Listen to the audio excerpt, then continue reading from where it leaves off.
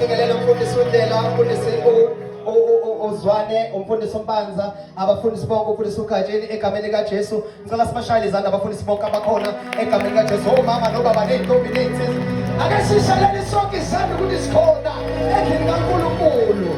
Hawu Jesu, hawu ngokukhuluma nje kancane ngavele ngoma. Kuza kancane sengivele ngoma. Ngibona bazalwane kancane ngifikelele bazavele ngoma. Kuza bonakele bazalwane. Awuke indaba enkulu ethi ngomile. Ngicabanga ukuthi sibonile sonke bonke abashumayela ade beshumayela ukuze singadleki isikhathi. John chapter number 19 verse number 28. Ngicela ukuyifundela fast egameni likaJesu. Isihloko sithi ukufa kaJesu. Emva kwalokho uJesu azi ukuthi konke sekuphelelisiwe ukuba kugcwaliseke umbhalo wathi ngomile. Sengishilo bazalwane wathi ngomile. Makwenzeka nizwe ukuthi kuyashisa bazalwane nakhona amanzi lapha umuntu angafiki ebulawa ukoma. Haleluya. Bese to verse number 29 kwakubekiwe lapho isitsha esigcwele iwayini exutshwe novinika base bechoma ilula othini lwehisopho ligcwele uvinika. Ngicela siphinde sibuyele ku amahubo chapter number 69 verse number 21 owe fulfillment of the scripture. Lesi ebese sifunda njengamanje Psalm 69 verse number 21 uthi banginike inyongo ibe ukudla kwami ekomele kwami bangiphuzisa uvinika. Haleluya bazalwane. Now kafushane nje nginasikhathi sincane mhlawumbe 5 minutes 6 minutes egameni likaJesu. Ithi iBhayibheli egameni likaJesu lana indaba enkulu ikhuluma about number 1 makhono okuphethe iphenqa labhale. Okokuqala okuvezwa ilelizwi leli ukuthi Jesus suffered physically. Ikhona bazalwane wasafarisha physically. Okusho ukuthi uNkulunkulu uJesu ngenkathi esesiphambanweni he was 100% God and 100% man. Uma ngabe kuzwakala ethi ngomile uveza iphathi yokuthi as much as uNkulunkulu but he was also a human being. This is confusing. uNkulunkulu woma kanjani? The creator of water is thirsty. Woma kanjani uNkulunkulu mnikazi wamanzi? Uyakhala uthi ngomile. Number 1, Jesus suffered physically. Okwesibili, Jesus bazalwane fulfilled the scriptures. Okwesithathu, Jesus provided for our thirsty. Ngiphinde bazalwane before ngishumayela. Okokuqala, Jesus suffered physically. Okwesibili, Jesus fulfilled the scriptures. Okwesithathu, Jesus provided for our destiny. Awutshela umakhelwane wakho Jesus is going to provide for your destiny namhlanje. Okay, let's take it back to the scriptures. Uma ufunda iBhayibheli bazalwane kwiTestament endala lithi iBhayibheli iTestament endala it's the mirror noma isibuko noma isithunzi sezinto ezizokwenzeka in the New Testament. So konke kwenzekile prophetically in the Old Testament kwenzekile ngoJesu, kokhuluma ngoJesu. Now bazalwane lithi iBhayibheli ke la esifunda khona uthi uJesu ngomile. Now iBhayibheli lithi bazalwane uma ngabe ethi ngomile hayi ukuthi wekade omele uvinika noma unika wona. Wekade omele amanzi because nomuntu kusukela bemthathe eGetsemane bembulala ngethuko. Nikhona bazalwane.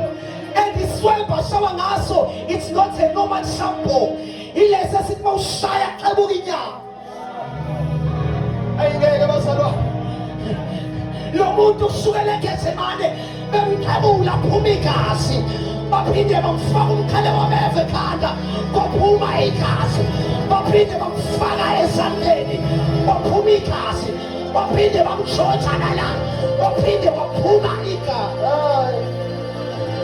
Phela mbone sithi nasazabana. Ile kwabakhona imhelo kwasalwa ibandla. Kwaphuma amanzi igazi liningi kakhulu. Nikhona bazalwane ake ngikhulume ngale ndaba esemhlale phansi. Lithi iBhayibheli kuJohn chapter number 4 kunowesifazane waseSamaria.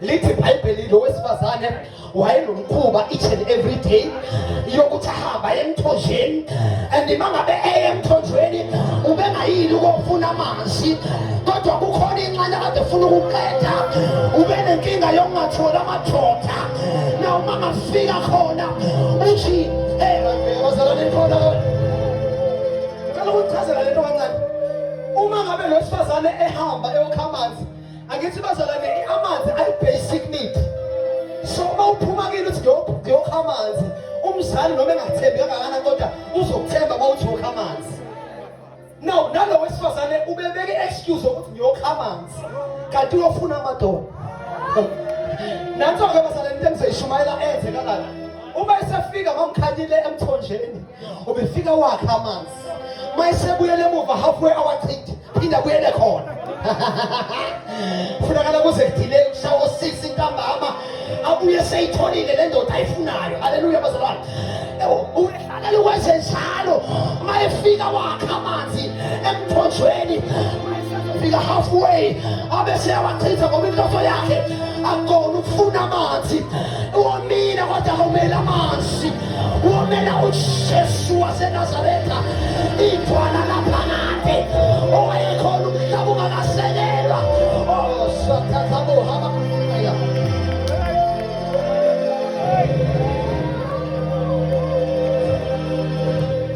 ungabe excited kakhulu kumele ngihlale phansi into enza ukuthi abazalwane abantu bahambe beyophuza utshwala ethaveni bazama ukuqeda inxanya kanti leli nxanya liqeda uJesu into enza ukuthi egameni likaJesu umama oshadile ahamba ayophinda kodwa umyeni wakhe it's because uzama ukuqeda inxanya ngoba akahlangani nomnikazi wamanzi ophila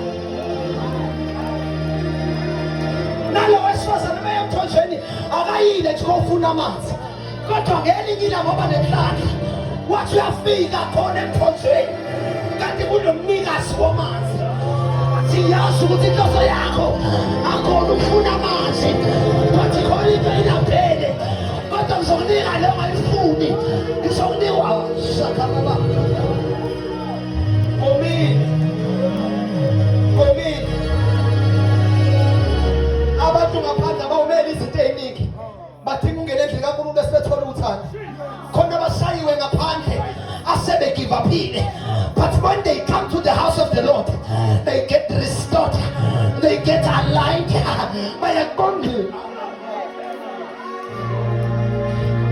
sekhala phansi mawufika la ngaphakathi asinandaba ukuthi ade washintsha amadoda ngaphandle we don't care ukuthi usaphuza yonke inhlobo yotshwala in the house of the Lord ila uzoqeda khona ukoma kwakho ngokwamukela uJesu besimpilo yakho iyashintsha khona abazalwane okay sekhala phansi nathi indaba enkulu bishop lethi iBhayibheli isepho sethempeli sadabuka kusukela phezulu saya phansi it's a fulfillment of the scriptures angithi kwiTestament elidala umuntu umfundisi obekade ethempeli bekuwumpristi so njengamanje umpristi befuna kangenele nenqama afika ayokhulumela izono zakho ixolelwe bese eyishintsha leyo eyishisa leyo kodwa manje uJesu mayeseze siphambanweni isenqo sethempeli sihlukana kusukela phezulu oqonda ukuthi akasekho umuntu ozoba nompristi sonke sesiyena akekho sezothi egameni lomfundisi uzwane but wonke umuntu usiyayena ukuthi angashaka sesiyingelele khona noNkulunkulu sifuna sithi lapha khabo shaka khabo lapha khapha oh sekhala phansi kuleli verse mfundisi elithi kuleli verse elithi uAbimeleki wathi abantwana bakaNkulunkulu babalekela embhoshongweni na uma bebalekela embhoshongweni lithi iBhayibheli amadoda wonke ayethukile eqhaqhazela kwasuka umoya yedwa wesifazane ngiyaphuba le lento ethi wathinta abafazi wathinta imbono amadoda eminqile mfundisi uphansi eqhaqhazela ngicabanga ukuthi akhuphuka aqala embhoshongweni kwakhona wesifazane wakhuphuka egcineni kodwa ngeke khona itshe engilazi itshe lekhumbe lanqaqa ngabantu lathi ayinhloko yakhumbe lithi iBhayibheli wathi bayifika walanda itshe ngophosa phezu kwekhanda lika-Abimeleki lamqheba phansi wasona phansi mayesephansi usaba amahloni ukuthi ngiyakwazi ukuhleka bathi ngula owesifazane ngicela ungithethele lelo bandla lelo lo wesifazane angithi uJesu imbewu yowesifazane and let ya confuse ngoba phela umuntu wesifazane ufundisa kanayo imbewu umuntu wesilisa onembewu kodwa kuthi uJesu uyimbewu yowesifazane. That's why uNkulunkulu 100% ngoba kube imbewu yomuntu wesilisa ube soba nayo inzalo yokonga nikhona abasalana. Amen. So sibona isibambaneni ke sefezeka lo mbhalo wesifazane lekuthiwa wathinta abafazi wathinta imbokolo sesibona uJesu esesiphambanweni kuzozama ibandla endaweni ebizwa ngokuthi ikhanda leli lasawa likaAbi endaweni ebizwa ngokuthi isikhala uJesu nakhona uzoshawa uSathane ekhanda. uSathane bazalwane unengozi enkulu engavimbeki manje sibona nje ubane stress aqhikeke ngoba uJesu wasinobela ngomile kunabantu abomile namhlanje uNkulunkulu azobaqeda ukoma angazi ukuthi umeleni inkinga amasizeni kaNkulunkulu somela izinto eziningi abanye bomela ukuba nemali wathi wathola imali uyaphuma abanye bomela ukuba namabhizinisi wathola ibhizinisi lakhe laphumelela uyaphuma omunye wathola imoto nje uNkulunkulu ambusa isiphepho my God endlini kaNkulunkulu laqeda khona ukoma ngomile yabo